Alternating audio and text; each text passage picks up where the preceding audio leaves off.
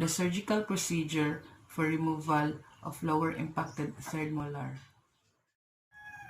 Factors complicating the operative procedures of lower third molar: abnormal root curvature and hypercementosis, extreme bone density, proximity to the mandibular canal, ankylosis of the tooth, difficult access to the operative field, large and uncontrollable tongue, involvement of the impacted tooth in a pathological lesion. Anesthesia. Anesthesia in cases of impacted mandibular third molar is inferior alveolar nerve block, buccal nerve block, lingual nerve block, and local infiltration for hemostasis in the surgical field. Gaining access to the impacted tooth. Triangular flap.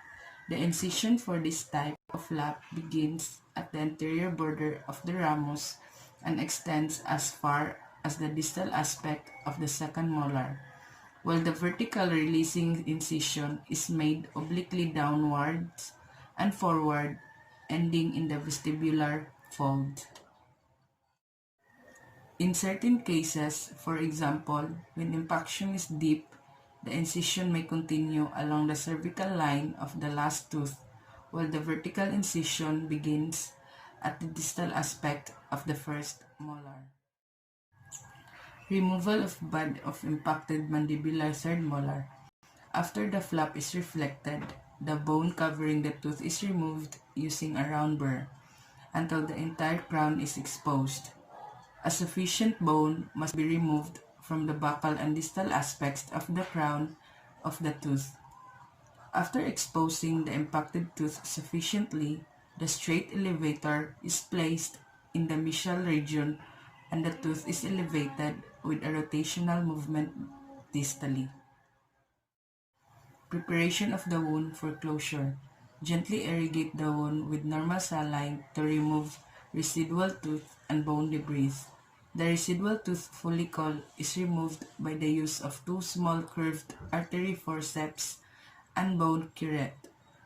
All bone and tooth spicules should be removed by tissue forceps and bone curette. The edges of the socket and site of bone removed should be smoothed by bone file. Closure of the wound.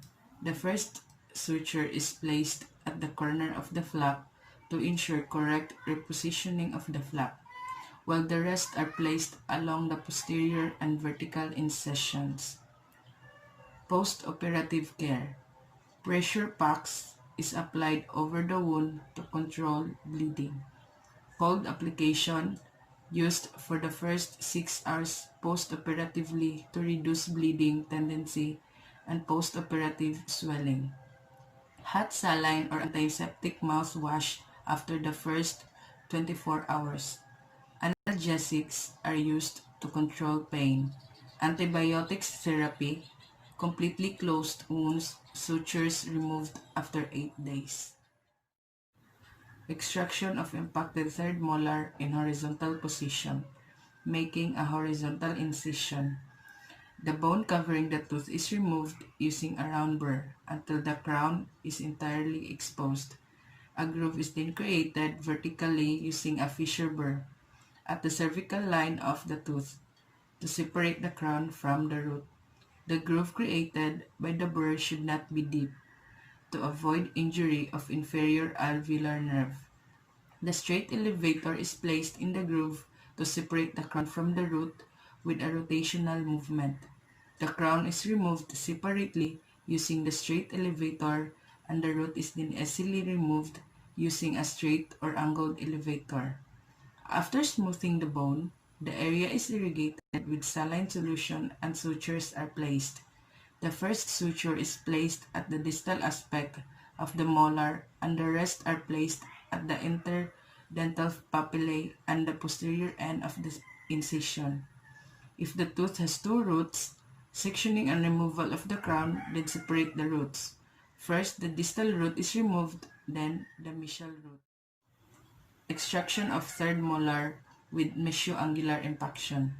The mesial cusps of third molar are in contact with the distal aspect of the second molar, making a horizontal incision. The bone covering the tooth is removed using a round burr until the entire crown is exposed. Using a fissure burr, sufficient bone is removed using the guttering technique on the buccal and the distal aspect of the tooth. If the tooth is single-rooted, to facilitate its removal, the mesial portion of the tooth is removed first, while the remaining portion is then luxated. If the tooth has two roots, the roots may be separated and each root may be extracted. The straight elevator is placed in the groove to separate the two roots with a rotational movement. The tooth is removed in two steps. First, the distal root is elevated together with part of the crown. Second, the other root is removed with rotational movement distally after placing the elevator from the mesial aspect. Care of the socket and suturing. Extraction of third molar with distoangular impaction, making a horizontal incision. The bone covering the tooth is removed using a round burr until the entire crown is exposed. The distal portion of the crown is sectioned using a fissure burr and removed. The remaining segment of the tooth is then luxated after placing the elevator at the mesial aspect of the tooth. Care to the socket and suturing.